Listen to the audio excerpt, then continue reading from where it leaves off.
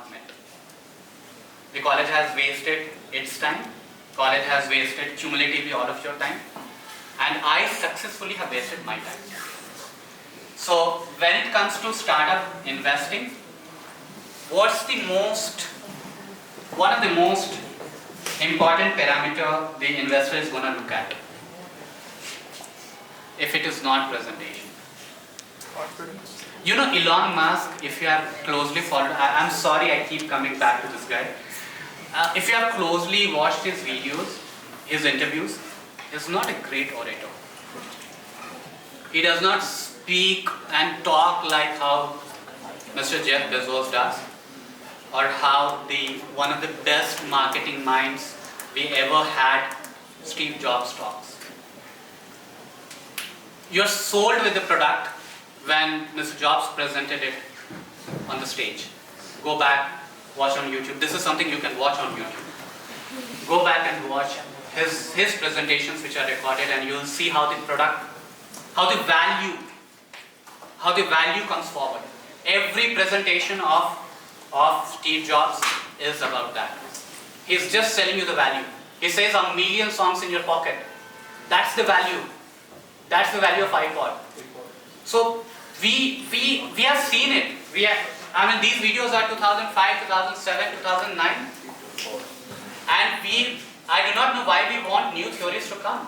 Apple is a fairly successful company. So stick to the basics and get it right. Okay, I have to again come here. Some isolated conversations. Okay, what's the most important thing if it's not presentation? What's the most important skill or attribute of product will come. I agree with you, but if you were to define a founder's ability or an entrepreneur's ability, what would be that ability? Confidence. How are you?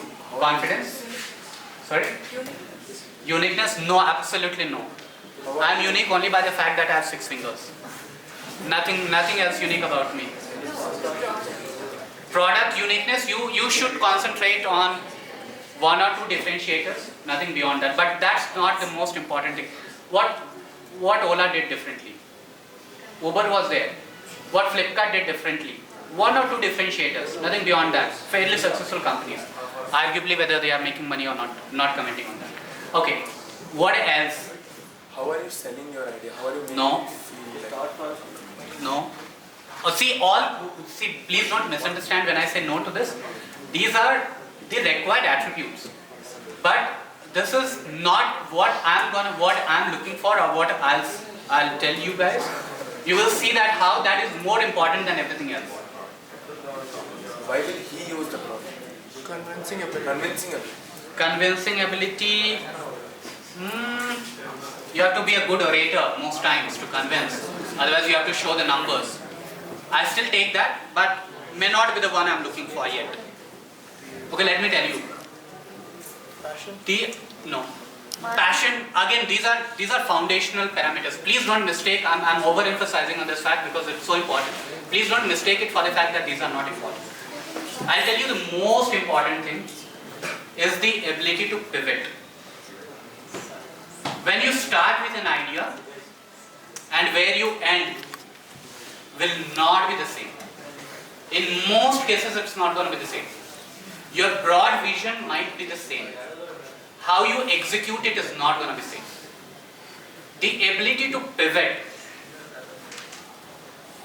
I'll talk about Zongovita here.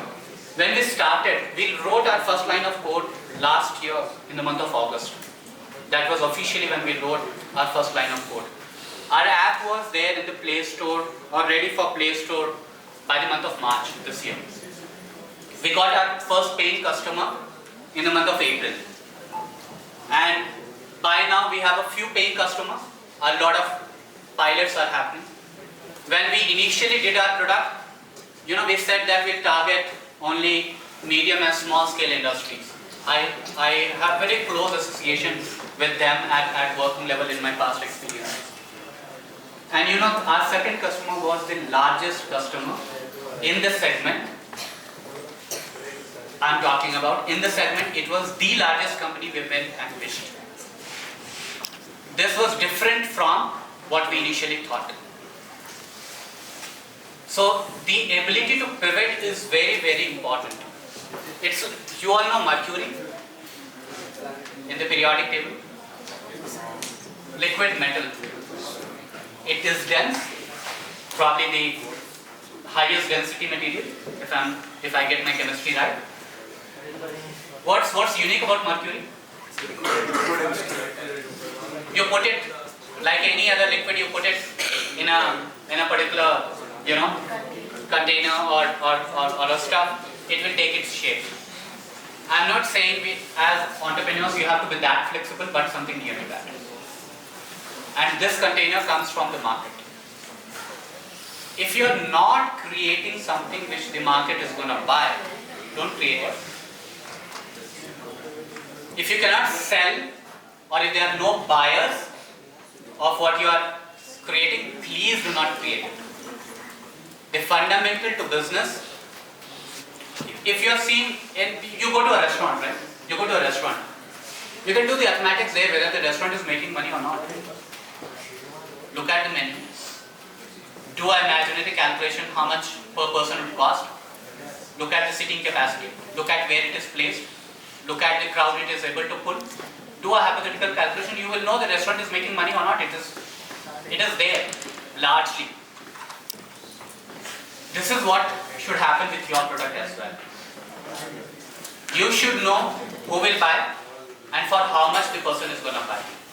If you are able to do that, a lot of that is going to get covered, but this will happen with a lot of pivots. It will not happen in your first version, neither on your ability, nor on what you build. What is also important is one of the fundamental questions the investor is going to ask. Okay, I give you money. What will you do with it? That's one of the most fundamental questions the investor is going to ask. You are looking for X amount. What are you going to do about it? This is where you must have a very clear answer that if I were to get this fund today, this is how my utilization is going to be. Second last point here. Why did the investor invest? Coming back to the fundamental question of how to pick a stock or why do you pick a particular stock? The return. So the investor has to know how will his money or how money is going to multiply. And that's the exit option. You should know there are people fundamentally with different thoughts, right? There are people with fundamental thoughts that I create a company and I know a big player will acquire me in 5 years. Many VC funds do not subscribe to this idea. You know why? Because the impression you create is that you are building a company only for so much duration. Meaning which you yourself are looking for an exit option. Forget the investor's money, you yourself are looking, can you acquire me? So, lot of time it is treated as aggressive also. There's nothing wrong in it. People do invest with such thoughts, but then not everyone. So, by this point, what I'm implying is that you must look at the VC's funding principles and look at what exit options the VCs are comfortable with. What's the most talked about exit option? Most talked about exit options. We'll come back to stock market. Something called as IPO. Have you heard of IPO? Yes, initial funding. Yeah, it is. IPO is initial public offering. So basically, when you list any company which gets listed on the stock market, on the stock exchange, has to undergo a process of voting for IPO. That is when the IPO gets subscription and then it gets listed. Few of the recent listings are Nokia, Zomato. All of these are very recent listings which went through the IPO route and did it. Even LIC did a recent IPO. These are relatively known names, hence I am quoting it only for reference. So knowing the exit option is very, very important. I'll touch upon the last point and probably after that I'll just leave it open for you guys to talk. your pitch deck cannot be literature. Do not make it a literature. It has to be to the point, about the pointers we already spoke. If you can show what you are doing within the pitch deck, say a video of your product, an overview of your product, nothing like it. So I have a few more slides which I do not want to scroll through. I'll keep it open for you guys to. I'll share these slides and everything listed here you can look at. These are the documents you need to present and all of that. That will be followed by due diligence step where any VC fund investing in you will want to come and evaluate. They have their own team. VC funds have their own team to do the due diligence. These are a few parameters they will be looking at. Okay, let me finish with this, and that's my last slide. I'm talking about everything being done. You already spoke to the investor. You did a presentation. You had a slide deck. It's okay to have this screen, and you'll have it. You'll necessarily have it. I'll tell you my personal experience. So there is this company, I'm not naming. There's this company. If I name the company, you'll all know. I'm not naming it. So, very large organization. I can only say a dream to have that as a client for a startup like mine. And we do the first round of discussion, and the customer expresses interest, and there's a follow-up call which is scheduled. So I get too excited, and I have my colleagues, my team members to participate in the call, because what you have been working on, what you have been creating, no better feeling than seeing that being subscribed by the customer. We go on a half-an-hour call, and this is what we get said at the end of it. Your product does not meet our requirement. Your product does not meet even a percentage of our requirement. We cannot buy it. You wasted our time. And I was over enthusiastic, and hence had a few resources. Ideally, I would not want to hear. I not want them to hear this ever, because it hits you hard, and especially if you are pre-revenue, it hits you very bad, because the moment a customer shows a little bit of interest, what you do is like you start your calculation. I will now pivot. I'll do this. I'll go to this customer. I'll raise this money. I'll do that. All of that was already in my mind, and I was already talking to the right stakeholders about it. And this is what we get to hear. Now there were two choices. Choice one was fine. This was never a company we wanted to even otherwise reach to. It just that happened by luck, by fluke. They showed interest. First round went well.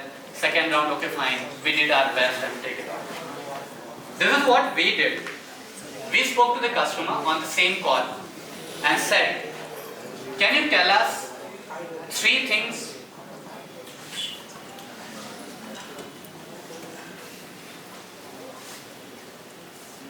So this is what we did. We just, on the call I just asked, can you tell us the 3 things? If we build that, you would have said that the product meets the requirement. And the customer ended up saying 5 things instead of 3. And the customer also said that we are not willing to experiment with the company. We are not willing to experiment if you can understand my requirement and build it and then get through. We want a finished product to be shown. And we can't wait more than 3 days for this. So now thankfully I had the team in the room. The same team for which I was thinking, why did I call them? Thankfully this team was in the room, and I asked what to do. They said 72 hours is more than enough. We'll turn it around. Fast forward, a week later, we talked to exactly same audience, and the statement which comes as a feedback, 95% of the requirements are met by them. I still do not know whether the customer will pay for it, will buy the subscription or not. The point I'm trying to make is when you do something like that, failure is bound to happen. And the failures are not sugar-coated, People will tell you on your face. Again, carefully quoting Mr. Ashneet Grover, he says, idea is great, but you can't execute. Go back and think whether you should be doing a startup or not. Go get a job. You will have people tell you that on your face. A very few, but rejection is part of the game. If you are worried about rejection, please do not do a startup. If you are little that kind of a person who takes things to heart, please don't do it. Or say that this is one habit I always wanted to change, and let me do it. Let me see how many times the people reject. Situations are bound to happen. It is all about how we react to it. With that, I'll end this presentation, and I'll leave it to all of you to ask questions. Thank you.